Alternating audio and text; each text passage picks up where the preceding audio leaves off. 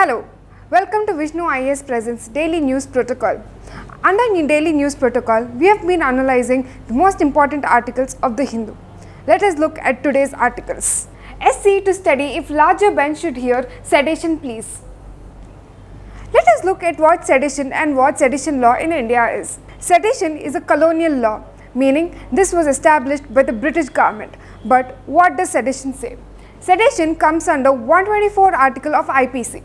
It says that whoever by words, either by spoken or written, by signs, by visible representation or otherwise, if they bring to attempt any sort of hatred or contempt towards the government, that is regarded as sedition. That means anybody who is disloyal or has enmity towards the government will be considered as sedition. Historically, there are many famous cases which were booked under sedition. Starting from Bal Gangadhar Tilak to Mahatma Gandhi to Jawaharlal Nehru, all of these succumbed to the sedition law. Recently, the last time the Supreme Court judged on this was in Kedarnath case, where the Supreme Court upheld the law of sedition. This section is where Supreme Court upheld the section of sedition law.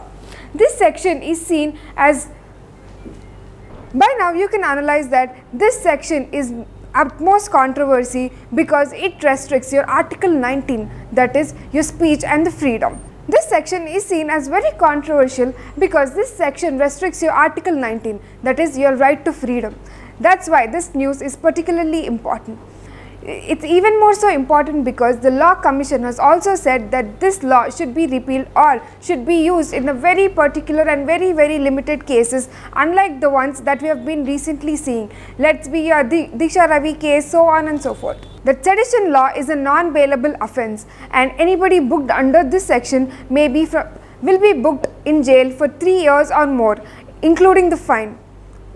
Once you are booked under sedition law, you will lose your government jobs and your passport will be seized. Let us move to the next article. Panel notifies the assembly segments. Jammu gets 43 and Kashmir gets 47. What does this mean? This means that these states will get 43 seats for their state assemblies. And how are these decided? This process is done by a process called delimitation. Delimitation is a process by fixing the limits or boundaries of territorial constituencies in a country or a state to represent the changes in the population, meaning every state will have a similar population to the area. Every state will have the similar population to the assembly states ratio depending on the population of the state. Delimitation is undertaken by a very powerful commission called as Delimitation Commission or Boundary Commission. This commission is so powerful that the order is considered as a law and it cannot be challenged under any courts. Let us look at the composition of this particular commission. According to the Delimitation Commission, it has 3 members, that is, a member of the retired judge or a working judge of the Supreme Court as the chairperson, and the Chief Election Commissioner or any person nominated by the Chief Election Commissioner. And one more person is a State Election Commissioner as the ex officio member. To which state the delimitation is being conducted, that state Chief Election Commission will be the ex officio member. Let us look at the constitutional provisions of the Delimitation Commission. Article 82 and Article 170 of our Constitution provides for the Delimitation Commission.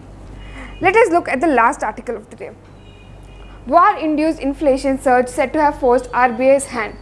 Recently, after a very long period, RBI in a shocking wave has increased the repo rate.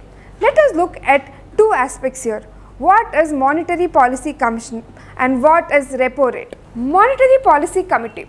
It is a statutory body under the RBI Act 1934. It is used to maintain the repo rate for which the inflation is adjusted. The governor of the RBI is the ex officio chairman of the committee, and this committee decides the policy bank rate, that is your repo rate. But what is a repo rate? Repo rate is the rate at which the central bank, meaning our RBI, gives loans to the banks. That means if RBI has to give a loan to a bank, this interest rate will be applied. But what is the reverse scenario? Meaning, what if banks wants to park their money at the RBI? That will be known as your reverse repo rate. It is the rate at which RBI borrows money from the commercial banks. These are the important articles for today. We will look into tomorrow's news articles and we will come up with another session of Daily News Protocol. Thank you.